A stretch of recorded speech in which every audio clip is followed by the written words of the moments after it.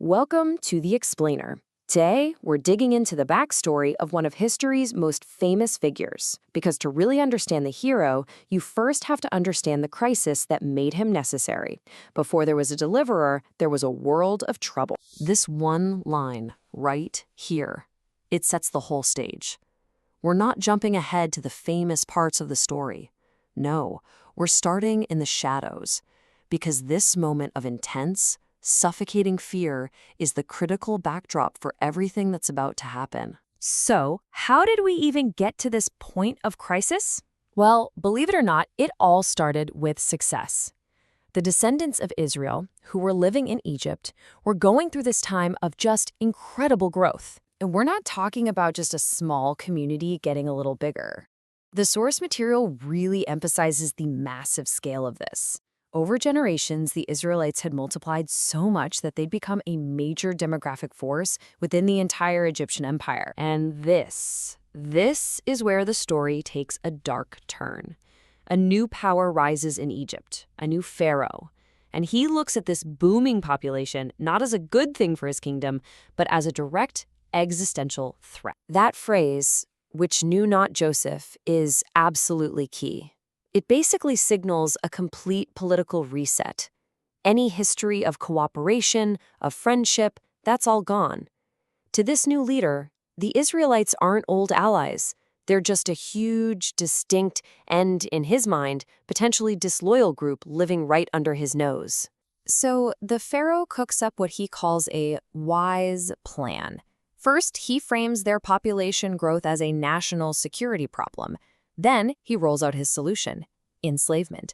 The goal was to crush their spirit, to break them with brutal, back-breaking labor, forcing them to build these massive cities like Pithom and Raamses.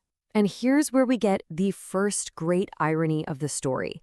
Pharaoh's big plan to suppress them, it totally backfires.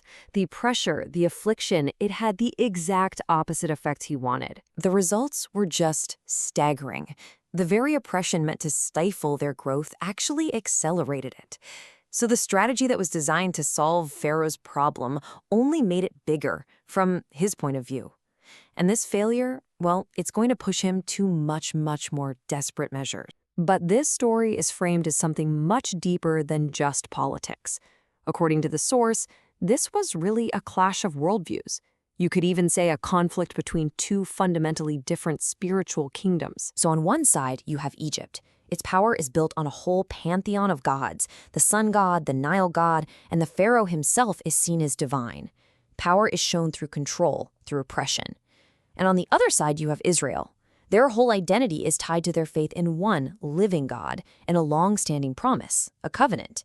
And as we just saw, their strength, paradoxically, seemed to grow from their suffering. The narrative adds another layer here, suggesting that this period of suffering wasn't just random chance.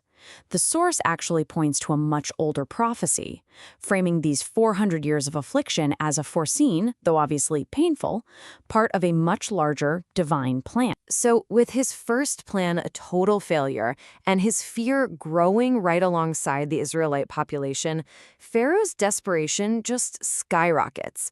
He feels like he needs a final solution. I mean, what do you do when forced labor not only fails, but actually makes the situation worse? Pharaoh's mind goes to a place of complete and utter ruthlessness. He makes it official. This isn't just a threat. It's a state-sanctioned command, an inescapable law of the land. And there it is, a command for genocide. The plan is to literally sever the future of the Israelite people by wiping out an entire generation of their boys.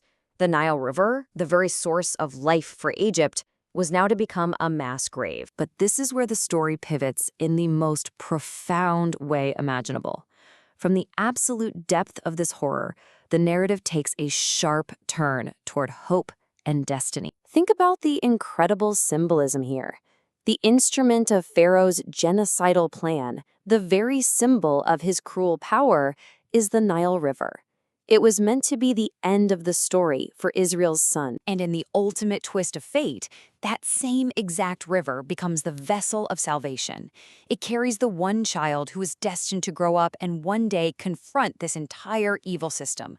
The weapon of destruction becomes the vehicle of deliverance. So in the end, this whole sequence of events, the growth, the fear, the oppression, and finally the deadly decree, is presented as a powerful example of this core theological idea that even out of immense and terrible suffering, a greater purpose can be fulfilled. Which leaves us with a huge question that echoes way beyond this one ancient story, right? Can profound purpose truly arise from profound pain? And what is the relationship between our deepest struggles and our greatest callings? It's a lot to think about. Thanks for joining this explainer.